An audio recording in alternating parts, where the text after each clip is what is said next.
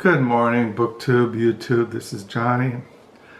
Time to make a video, break the silence.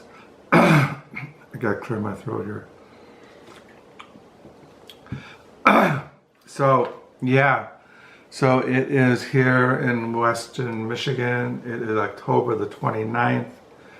It's 8:31 in the morning. I'm waking up. It takes me a long time to wake up. I don't wake up until it's time to go back to bed. That's way around here. So my wife left for church because she got set up for coffee before Sunday school. And I'm writing in my diary. I'm on page 955 for the year 2023. And according to my calendar for October, we have 63 days left in the year 2023. And what I have been reading in the morning, I kind of got burnt out on 17th century English Puritan Reformed or Calvinistic spirituality, Calvinistic Puritan spirituality.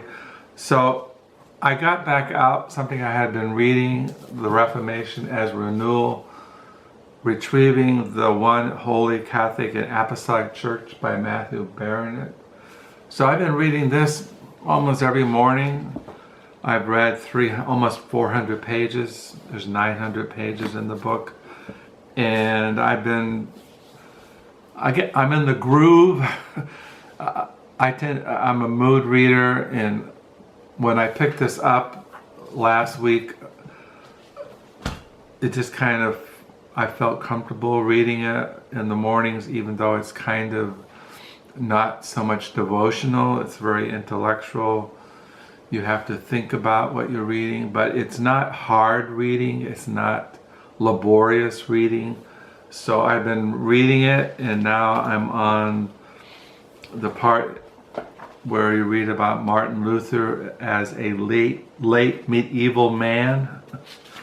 And so I've really been finding this intellectually and spiritually interesting.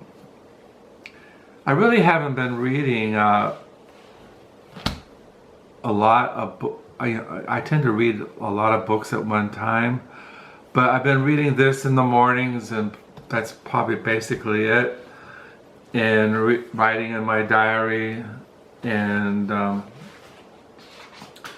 only thing is I've been also reading a book I got in the mail last week, and I've been reading it probably pretty much all day long until I go to bed, except for Jonathan Lethem's novel, The Fortress of Solitude. I've been reading this pretty steadily. And then I've been reading Thurston Moore's memoir, The Sonic Life, a memoir by Thurston Moore. For those who don't know who Thurston Moore is, he was one of the founding members of the noise rock, kind of punk, experimental bands back in about 1981 of Sonic Youth. And one of my favorite bands is Sonic Youth, and as you all know, if you know about Sonic Youth, that when they started back in New York City in the underground music scene in the 80s, 1981, it was started by Thurston Moore, Kim Gordon, and Lee Rodardo, I can't pronounce his name, and Steve Shelley became the drummer, and they put out a lot of albums up until about 2011 is when Thurston Moore was divorced by Kim Gordon. They got married when Sonic Youth started. Kim Gordon and Thurston Moore had a romantic relationship, and then they got married, and they were married up in 2011. Thurston Moore committed adultery and Kim Gordon divorced him, and then the band abruptly ended after 30 years. And so now Thurston Moore puts out his own music, and so does Kim Gordon. They both put out music. And I thought I'd show you my Sonic Youth. Sonic Youth is one of my favorite, was still one of my favorite bands. And so yeah, so I just thought I'd show you a little bit. I'm not going to go into them. This is 1,000 Leaves by Sonic Youth. I don't know what, I'm trying to put these in. This one came out in 1998. And then you have Sonic Youth, Newark Ghosts and Flowers. I think this is like an anthology.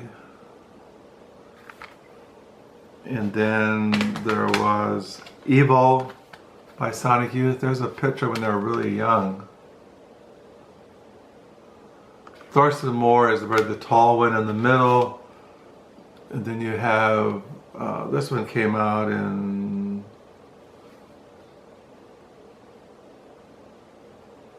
I can't read it anyway. It's one of their earlier ones. And then you have Sonic Youth, Washing Machine. This is one, I think, the really earlier ones, Sonic Youth, because it's just titled Sonic Youth. Came out in 2006.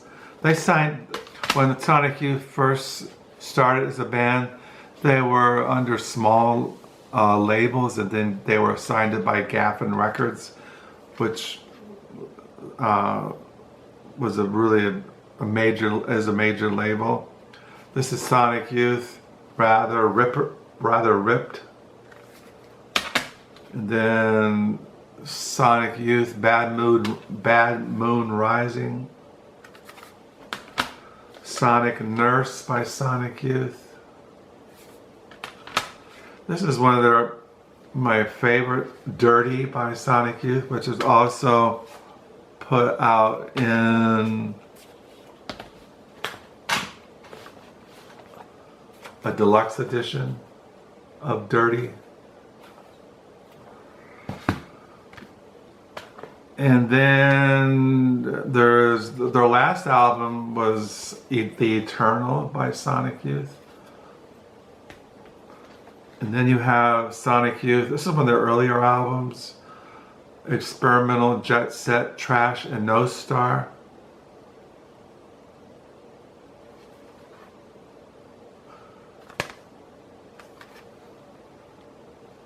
And then there's Sonic Youth, Murray Street.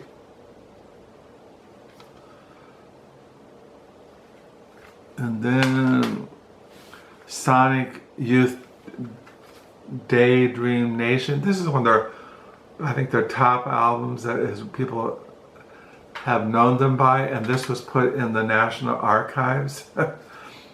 And it also came out in a deluxe edition of Daydream Nation. Also, there's an album called, I think this is called Goo, and I'm not sure exactly what this is, but I think it's a regular album, Goo. And then, as I showed you, Daydream Nation Deluxe Edition. There's a live, disc 2 has a live concert, cover songs, bonus demo tracks. So yeah, these are, and then Thurston Moore has put out solo albums. This is, I'm not sure exactly what this is, but it's a Thurston Moore, Chelsea Light Moving. And then he put out Thurston Moore. This is like him just playing guitar. And this is one of his early projects, Thurston, Trees Outside the Academy. The picture of him in the back. And then he did Thurston Moore, Demolished Thoughts. And then Thurston Moore did an album, The Best Day, Thurston Moore. I think there's a picture of his mother on the back. Thurston Moore, the Best Day, and then Thurston Moore, Psychic Hearts, I think is Thurston Moore, and then Thurston Moore, By the Fire, Thurston Moore. And then I think this is the last one, Thurston Moore, Rock and Roll Consciousness. Thurston Moore now is like 65. After he was divorced from Kim Gordon, he married a woman who was an editor of his books, and they lived in London now. So that's my Sonic Youth collection. Thurston Moore. It's kind of like I was reading interviews with him. He was out promoting his new his memoir, and he says in the interviews that he wants to devote his life to writing novels, novellas, poetry, and this was his first kind of entry into the world of writing. He's been writing poetry. Well, if you listen to Sonic Youth music, it's poetry put to experimental noise, dissident, experimental, avant-garde kind of music with bass, guitar, and drums. But I've always been the Sonic Youth since the 80s. I first heard about them when we were living in Houston, Texas, and I got them on cassette. And then when we moved to Holland, I started collecting them all on CD so I could listen to them on my stereo. So I thought what I would do is prepare my 2023 November diary. As you all know, that's what I do. Towards the end of a month, I take it out of this thing here, and then I get the calendar for November, and then I have to get the things off so I can get it into the folder. So yeah, I'm coming to the end of another year, and you never know what one year will bring, and another year has passed, and you look over. I have to clear my throat. Excuse me.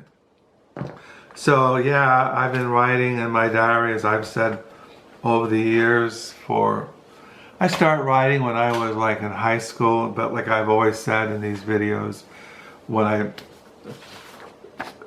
talk about my diary, that I started when I was in high school, but I didn't really start writing every day until about 1970s. So I became a Christian in 1970. I became a Calvinist in 1975. It's about 76, 77 I started writing every day. But then when I left California in 78, I burned all my diaries. But I didn't burn 78 because it wasn't a full year. So I've been writing every day since then, and that's what I do. And I've been doing it not only, I start writing online in March of 2001, and so let's see, there's November. So then I have two folders. Like I said, I have one folder is from the 1st of the month into the 15th, and the second folder is from the 16th into the end of the month. So yeah, in November here in Michigan, it gets cold, it snows, and it's dark, and it's kind of gloomy weather. I prefer, my favorite seasons of the year are spring and summer and early fall. So now I have my November. And then I put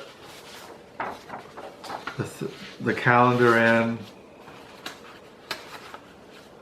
So yeah, in my calendar I write down, just like doctor's appointments where I have to go to the dentist in November. That's about it. I don't have anything going on in November. Of course, November, I think I have, a dentist appointment, and that's it. I don't have to go anywhere or do anything. Let me see, it says November. Yeah, I have on the 9th of November at 10:30, I get my teeth cleaned. That's really a blessing. I watch a lot of videos, and a lot of people in the world don't get dental care. They don't have their teeth checked every 6 months. They don't get their teeth cleaned and checked every 6 months. And that's one thing about a blessing being here in America, that you have dental care. And of course you gotta pay for it. I think I don't know how much it costs to go to a dentist. Maybe, I don't know. So yeah, I got my diary all ready for, I put it in here, and when this one's done, October, I take it down to the lower level and I put it into a big plastic bin with all the other ones. Yeah, and that's what I do. And like I said, I've been writing. I'm on page 955 this morning. Been reading the Reformation as Renewal, Retrieving the One Holy Catholic and Apostolic Church by Barrett. Reading primarily Thurston Moore's memoir, Sonic Life, a memoir. The memoir is basically, I was reading a review of this, and it said it's basically Thurston Moore telling you his record collection. Yeah, it doesn't really go much into his own inner life. It's mostly, I've read, how many pages? I've read 183 pages. And it's basically one band after another. All these underground bands, punk bands, just goes, and all these people who were in these bands were in this music scene, and they're in New York City in the late 70s, early 80s. But he doesn't really talk much about himself. It's all about these bands and the music and and people. Excuse me. And all these people he knew, artists, poets, writers, punk bands, all kinds of music. But he doesn't really go much into his own life. And so it's kind of, it's very external, not internal. But one thing I do since I have been into Sonic Youth music for many years, it does give me a context to place the music of Sonic Youth, of where his influences were, what inspired him, what he wanted to do and to accomplish as a musician. And so it gives me a cultural, historical context to the music of Sonic Youth, which I find interesting. And Jonathan Lethem, The Fortress of Solitude, when in reading Fortress of Solitude, it takes place around the same time that Thurston Moore was Sonic Youth. Right at the end of the 70s, going into the 80s, and one of the main character in Fortress of Solitude is into music, especially the music that Thurston Moore talks about in his memoirs. There's even a scene in the novel Fortress of Solitude where he visits a club that Thurston Moore always played at. It was called I can't remember. CB. It was in the Bowery district. He mentions all these clubs that these bands played in, and there's a scene in the novel where the main character Dylan visits that club and sees a band in the punk scene. And so some ways, and even in the back of Thurston Moore's memoir, there's a Jonathan Lethem, Thurston Moore, all-embracing memoir, Sonic Life works the way Sonic Youth did, with raging appetite for experience, with ferocity and nerve, with total devotion to making art, from the resolute stance of starry-eyed fan and the unabashed permanent novice. His recall is as amazing as his generosity. So anyway, this thing's coming to an end. I gotta come to an end. I gotta read Reformation as Renewal, write in my diary, go through the day, listen to Sonic Youth, and go into the new week. And so I thank you for your comments and your support, new subscribers. And yeah, so I gotta sign off. This is gonna click any minute. So keep writing, keep reading, keep seeking the Lord, keep praying. And until next time, bye.